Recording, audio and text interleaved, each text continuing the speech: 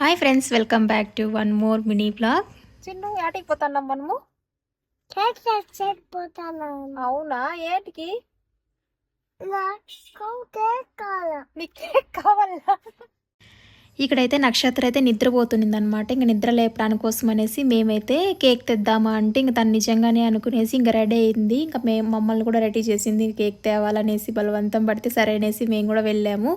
పక్కనే ఉన్న చెఫ్ బేకర్స్కి వెళ్ళేసి అయితే అక్కడ కేక్ తెచ్చుకుందాము.